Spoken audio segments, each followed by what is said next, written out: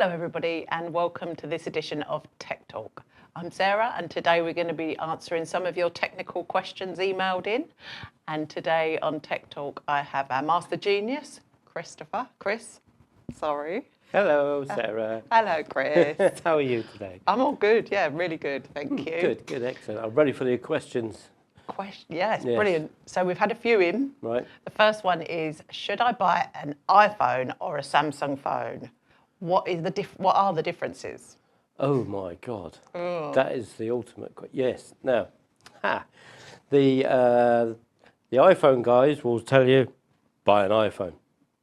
The Samsung guys will say, buy a Samsung. Well, when we say Samsung, we mean Android. There's two types of phones out there. There are a couple of oddities, but in their mainstream, things you buy, you either go for an iPhone made by Apple, yeah. or you buy one of the Android brands like Samsung, Huawei, that lot, Xiaomi, and so on. There's loads of other brands. So, it's just not the Apple, basically. We're talking about the operating system, not the brand of the phone. So you're talking about Apple, which is iPhone, or Android phone, which is Samsung, all the rest, basically. Now, should I buy an iPhone or an Android phone? Well, this is a very contentious question. Right. And there's so many battles on the internet about which is best. Now, normally, iPhone by Apple is really dominant in the American market. Most people have iPhones over there. In Europe, Android is a dominant operating system, but still lots of people use Apple in Europe. I've got some younger friends. They kind of are drifting towards Apple. I don't know why.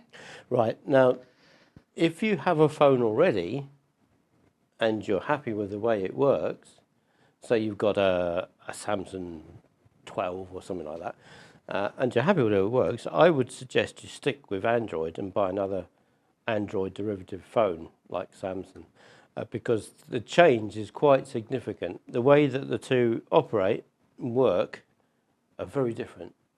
There's so many things you can't do on one that you can do on the other. But not that you can't do, but you have to do it in a different way. So the benefits are to stick with what you know better originally. Yeah, if you're not in a mood for a big learning curve, stick with what you've got. But if they're used to Apple... If they're used to Apple, same applies. Stick with what you got, because the learning curve, swipping, that's a new word. Swipping. If you swip from one to the other, you're going to have a bit of a steep learning curve, and you're going to be quite frustrated because why can't I do that? Why can't I just copy this like I used to on my other phone? That sort of thing, and it'll drive you mad.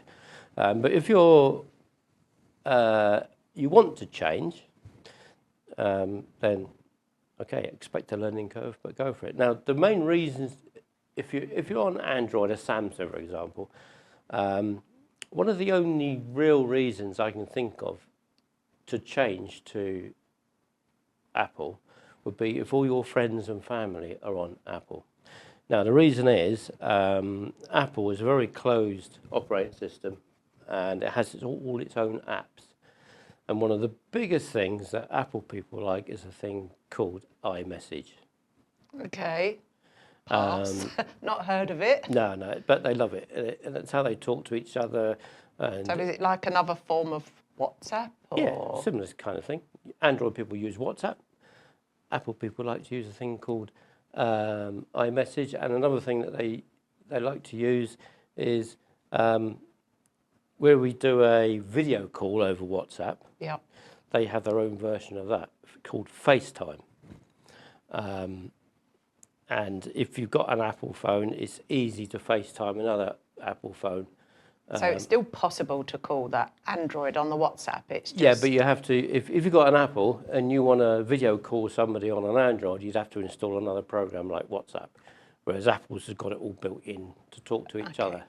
So it's basically what you're used to. I mean, if you're getting pressure from all your friends and grandchildren, get an Apple, so they can talk to you easier, then maybe that would be a reason to move over. But as you say, it's a little bit more technical than the Android. It's just a change. Phones. Apple iPhone, they only make one device, different versions of it, like Apple 10, 11, 12, 13, 14, and different sizes of it. But they make one device, whereas Android, there's 100,000 different devices that run Android. And then you've probably got a better price. If on Android you maybe have more Android, of a you can get price the choice. price range is right from €100 right up to the €1,500. So good on your budget. If you're depending on your budget, what you're If you need a budget, if you're on a budget, then Android's the answer, because there are some very cheap Android. And they'll still do all of them apps. They'll still do what you need. They'll It do just most of won't it. do the Yeah. Apple side. It's Basically, the difference is between the two. Apple is what's called a closed system. Okay, and if you want to make your devices all sync together, like your laptop, your phone, your PC, they've all got to be Apple. right. Otherwise, they won't sync.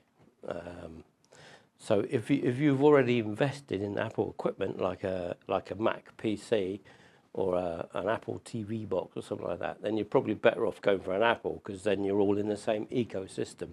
Okay. And everything works together. But so that's basically it. Okay.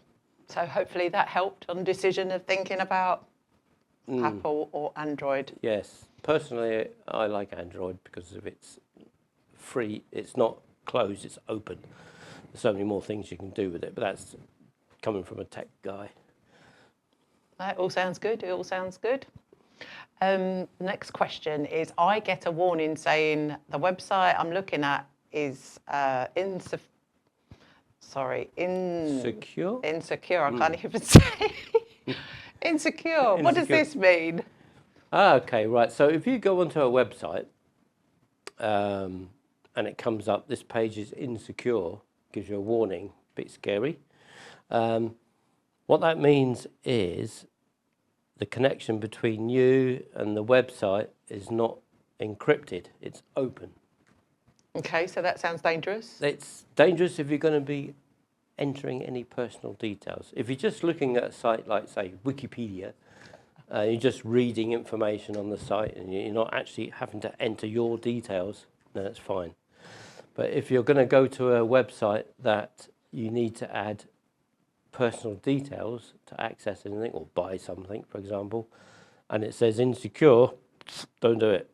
No. Don't do it, because any information passed between you and that website can be And where will they see that? Insecure. Where will it be? Where will it? It says it on the webpage. As soon as you go there, it says this website is insecure. Do you want to continue? You go, yeah, okay. Or no. Yeah, we'll say no. And how do they get that? So it's not with the insecure. That's maybe a dodgy website, or No. Some websites these days. There's two types of website. There's secure websites and unsecure websites. These days, 90% of websites are secure. They start with the HTTPS instead of the HTTP. Yeah. Not many websites now have unsecure websites, purely because Google won't list them anymore. So if you do go to www.whatsmychanceofsurvivingtillI'm50.com or something like that, and it comes up, insecure website, do you want to continue? Think, well, am I going to be entering any of my details? Nah, yeah, go on then. You might as well. You're only looking at the information. You're not downloading nothing. Or not putting your information in, or no banking or nothing like that you wouldn't want to put any of your passwords. That's it, then it's fine. Just to browse, it's okay. Just to browse is okay, as long as you're not downloading anything. And it's there is an exception to that, because some websites can be poisoned. Okay. Sounds a bit treacherous. Yeah, when it downloads, when you click on the website, it downloads a little bit of data to your PC. But we're talking about dodgy websites you wouldn't normally go to. Well, I can't answer for all of us, but hopefully not. I don't go on dodgy websites. None of those adult-orientated websites. They're not good. Don't go on them. No. Insecure. They can be a source of problems if they're not secure. No problem. Apparently, I'm told. Yes, you've been informed Been informed. by a close friend. What is a smart TV, and should I buy one? Okay, smart TV. Now, a smart TV means that, like your phone, you've got apps on it. You can go to YouTube, you can go to ITV, Yep. whatever. A smart TV is a TV that also has apps on it that you can go straight to certain services like YouTube and that kind of thing. So you not only get your normal broadcast TV from however you get it, but you can also go straight onto these apps on the TV itself. And they come with the television? Do you They're have built to go into on? the TV. So you have a menu and you have, most smart TVs have like a start menu where you can go TV or YouTube or whatever, that sort of thing. That's what a smart TV is. You pay a little bit more for it.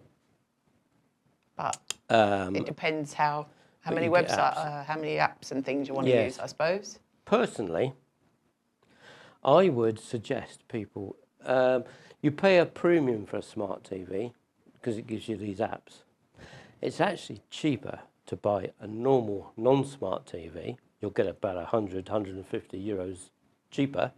And then you buy a Fire Stick to plug in to your TV for about, depending, anything from 50 to 100 euros. But that Fire Stick will give you more capability with apps and extra things you can do than a smart TV will. So save yourself, you can probably get a bigger, better TV for the same price as you would pay for a smart TV, and then buy a Fire Stick for your smart. And we know all you men love the bigger TVs, don't you? Can we have a bigger TV? Size A bigger is everything. Well, bigger TV. No, we need a bigger wall. Let's just. Yes, Bigger size TV. is important. Despite what you ladies say, size is very important. Yeah. So not all. So you don't need to go with that smart television. No, You would I suggest the Fire Stick. it's personal choice. Personally, Yeah. I would save the money, not go for smart. I'd go for a standard TV, the best I can get in my budget, just a normal TV, and then I'd buy, if I wanted smart capability, I'd buy a Fire Stick, which gives me more than a smart TV would. Sounds good. Does that sound good? Sounds good. And what is an Android TV? Right, an Android TV. Now, if you see an Android TV advertised, it means it's running on Android. Now that means it is like a smartphone. So Right. that would be a better option than buying a normal TV and a Fire Stick, because it's already got the same operating system as your mobile phone built in. So you can download all those apps like Netflix, YouTube, other things on So the you would TV. need to go into some sort of downloading Yeah. and add it to your. If you like to dumb it down a bit, Android TV is like a TV with a Fire Stick built in, if you like.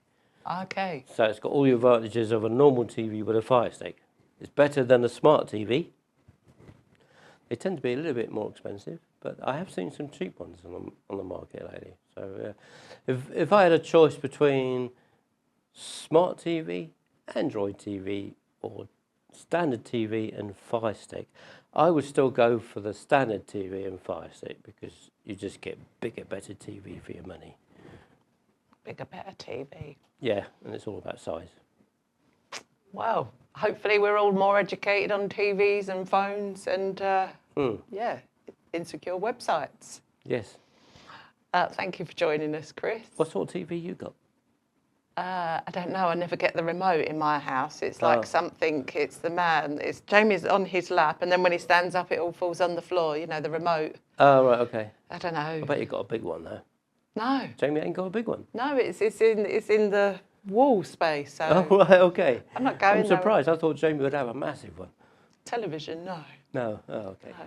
Okay, everybody, thank you for tuning in to this week's Tech Talk, and we'll be back next week with your questions, and hopefully you can help us answer all the questions. I'll do my best. Give us some right tricky ones. Let's get him stumped. I have seen some of the emails that have come in, and I think the next show is going to be a little bit about finances on the internet, which will be interesting, using credit cards and stuff like that. See, that's my role. That's my domain.